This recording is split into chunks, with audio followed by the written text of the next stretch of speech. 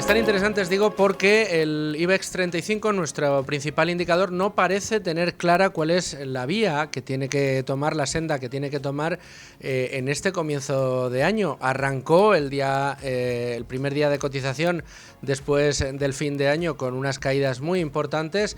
Esta mañana arrancaba también con dudas, con caídas en el entorno del 0,6%, pero recupera algo de terreno perdido, ha pasado a terreno positivo, está en un 0,18% arriba, con 11.828 puntos según nos muestran las pantallas de las aplicaciones en tiempo real, además con valores importantes que están subiendo y lo hacen con fuerza. Por ejemplo, Merlin Properties sube ahora mismo un 3,24%, Indra sube un 1,59% y Colonial un 1,16%. Ojo a las SOCIMIs, ojo a las sociedades de inversión inmobiliaria como Merlin Properties o Colonial, que están empujando con fuerza en el indicador a esta hora, en este día, en este arranque del año. Pero, ¿qué les parece si analizamos algunos de los puntos clave que vamos a tocar sí o sí a lo largo de este año en materia de mercados y lo hacemos con nuestra analista de cabecera?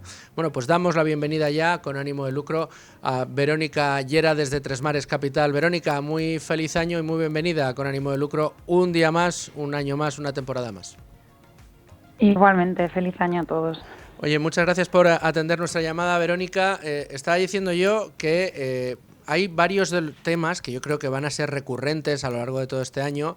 Si 2024 ha sido uno de esos años en los que todos los analistas tenían la vista puesta en lo que iba a pasar con los tipos de interés, yo creo que este año va a haber varias piedras de toque. Por un lado, el S&P 500. Tenemos ahí a grandes casas apostando porque este 2025 va a ser el año de la reversión a la media en el S&P 500, ese índice norteamericano que ha volado durante los últimos años y que lo ha hecho con unas cifras, la verdad, de auténtico escándalo. Vencer al S&P 500 ha sido tarea imposible para muchos de los fondos de inversión que tienen a este indicador como benchmark, como espejo en el que mirarse y desde luego como meta a la que batir, pero todo apunta a que este año vamos a estar pendientes de señales de debilidad en cuanto al S&P 500. ¿Cómo lo veis desde Tres Mares o cómo lo ves tú, Verónica?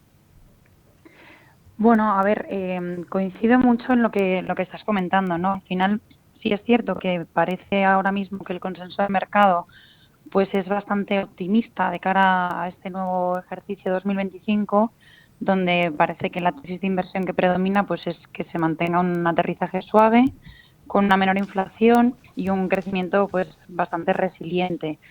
Entonces esto al final lo que apoya es que la flexibilización monetaria se mantenga y al final pues digamos que este conjunto de variables sí que pues crea un entorno favorable para los activos de riesgo o la renta variable.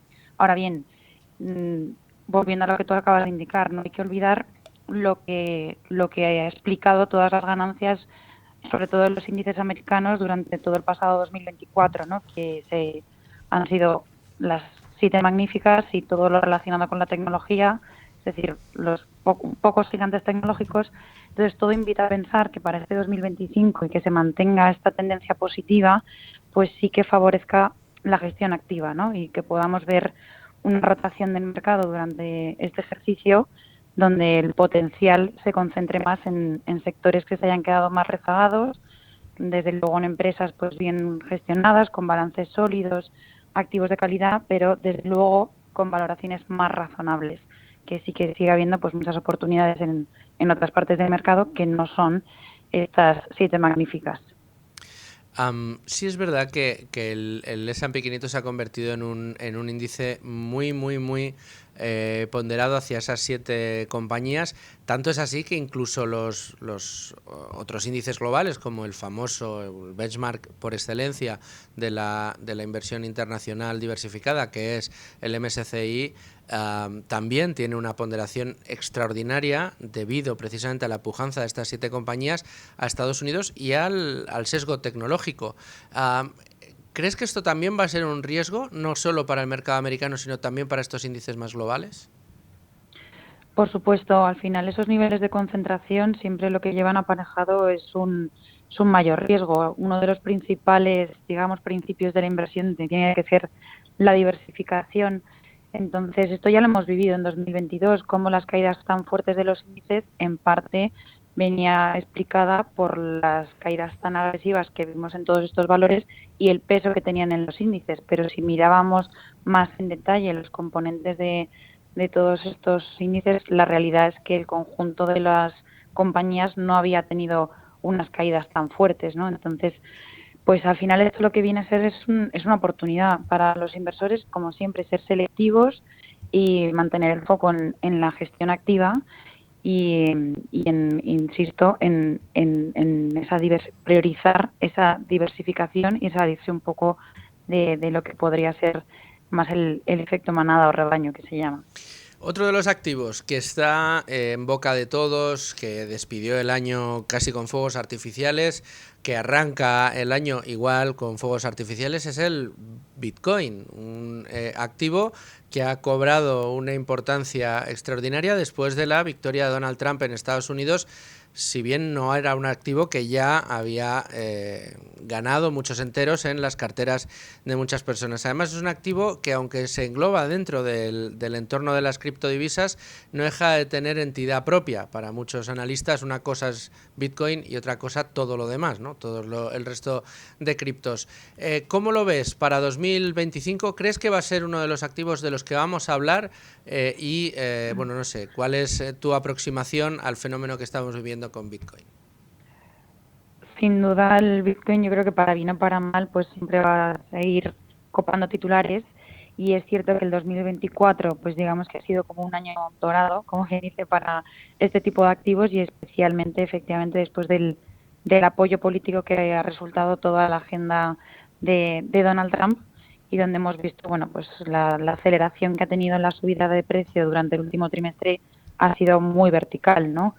Entonces es cierto que este cambio de rumbo en la administración estadounidense y digamos, el liderazgo favorable hacia este tipo de activos, pues limita el riesgo regulatorio que siempre ha acompañado más a las criptomonedas, y que ha sido uno de los principales factores que ha podido provocar correcciones fuertes, y lo que pueden tener más de viento de cola que durante este año sea pues efectivamente que este escenario menos agresivo en estos términos pues provoque un incremento de entrada de dinero institucional que hasta día de hoy pues lo tenía fuera de radar, ¿no? Y cada vez vemos más incluso como actores estatales, ya no solo Estados Unidos, sino otros países como puede ser Brasil, Marruecos, Tailandia, cada vez más pues están sumando a esta inversión, a esta inclusión de las criptomonedas en sus diferentes inversiones. Entonces, esto lógicamente puede ser un apoyo para que el precio pueda seguir subiendo, pero creo que tampoco, por otro lado, no hay que olvidar la volatilidad que caracteriza este activo, y que si el mercado puede asustarse en algún momento sobre todo por el escenario de tipos de interés, que pueda provocar también unas correcciones muy fuertes en el valor, que ya lo hemos visto en otras ocasiones, ¿no? Entonces creo que esta parte no debe pasar desapercibida para los inversores. Si el 24 se ha caracterizado por algo, Verónica, ha sido por esa atención que hemos estado prestando día tras día a la evolución de la inflación, para tratar de averiguar cuál iba a ser el siguiente paso por parte de los bancos centrales. No en vano, como hemos recordado muchas veces, al arranque de 2024 hablábamos de 7, 8 bajadas de tipos de interés a lo largo de todo el año. Finalmente se quedaron en la mitad o menos de las que se habían pronosticado. ¿Crees que en 2025 vamos a jugar el mismo juego, o crees que el mercado ya da por hecho que el problema de una inflación pujante al alza ha terminado, que no se esperan esos efectos de segunda ronda? Sí que parece que el mercado es más complaciente en términos de inflación, ¿no? Cuando estamos viendo que las presiones en los precios están siendo muy por encima de los niveles que hemos estado acostumbrados durante la última década, y que sobre todo seguimos manteniendo una inflación subyacente por encima de la tasa general. Lo hemos visto esta mañana, se han publicado también los datos de la eurozona y cómo se está resistiendo pues a que los niveles de inflación bajen a los umbrales que busca el Banco Central. Entonces, todavía no está controlada esa inflación, y luego no hay que olvidar que los riesgos geopolíticos, que cada vez están a la orden del día, pues por supuesto pueden ser un factor muy desestabilizante, y con una incertidumbre pues en términos también de política monetaria, de política comercial que estamos viendo con la nueva administración de Trump, con las implicaciones que pueda tener también todos los cambios que pueda implementar China. Al final esto sin duda puede alterar, pues, por un lado, las expectativas de los inversores en términos de crecimiento y de inflación, desde luego, y lógicamente fomentar efectivamente que se materialicen estos efectos de segunda ronda, pues y provocando que la inflación sea más persistente y por ende, bueno, pues que el ciclo de recorte de tipos no sea tan profundo como a priori puede estar descontando el mercado. Entonces, sin duda es una variable, yo creo que va a seguir condicionando mucho la toma de decisiones durante todo este 2025. Y para terminar, Verónica, y abusando de tu confianza, claro, la política de tipos de interés, cuando empezaron a subir, devolvieron valor a uno de los sectores que llevaban mucho tiempo, si me permites la expresión, renqueando, como es el sector financiero. Los bancos recuperaron interés, han estado ahora mismo en carteras de muchos inversores. ¿Qué pasa si continúan las políticas de bajadas de tipos de interés? ¿Crees que la banca va a perder atractivo? ¿Crees que lo va a mantener? ¿Que situaciones como las que suceden en España, con subidas de impuestos específicos para este sector, los va a castigar especialmente? ¿O el mercado va a ser ajeno a todo esto? Pues a ver, este 2025 se plantea más desafiante que lo que ha sido el 2024, donde la banca española ha sido, pues, el principal sector del IBEX 35, el que mejor lo ha hecho, ¿no?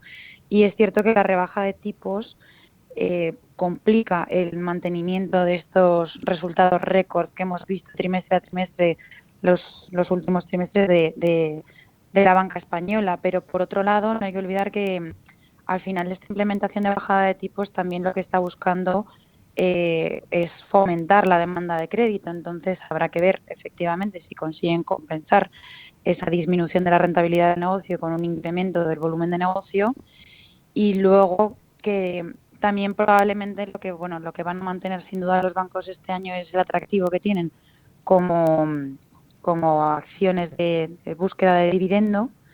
Pero sí es cierto que se plantea un 2025 no tan atractivo como el 2024, y habrá que tener un poco más de cuidado y ser más selectivo en aquellas compañías que sí que hayan demostrado una resiliencia del negocio lo suficientemente fuerte como para efectivamente hacer frente a un año con menos vientos a favor.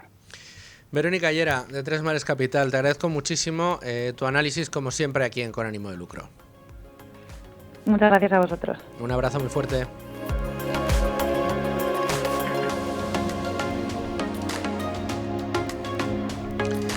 Con Verónica Llera y el repaso a los mercados llegamos a la 1 del mediodía, las 12 del mediodía en Canarias. Vamos a hacer una pequeña pausa, nos vamos a ir a los servicios informativos de Es Radio a conocer cuáles son las noticias de última hora, y tenemos muchas noticias importantes por delante. Aquí continuamos después de las noticias, no se vayan, porque hoy tenemos repaso a las pizarras de Domingo Soriano por un lado, y por el otro la biblioteca con José Ruiz de Alda.